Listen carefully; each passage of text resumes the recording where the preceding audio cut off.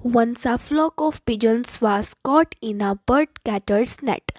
They tried to free themselves but could not. So they all panicked. There was an old pigeon. He calmed them down and said, "We should not panic if we want to escape from here." The birds calmed down and listened to him. The old pigeon asked them to follow his instructions and said, "We will fly together at the count of three and take this net with us. Just remember to fly together." The bird's catcher was coming to take the birds away when the unexpected happened. The birds flattened their wings together and flew away with the net. The birdcatcher could not do anything.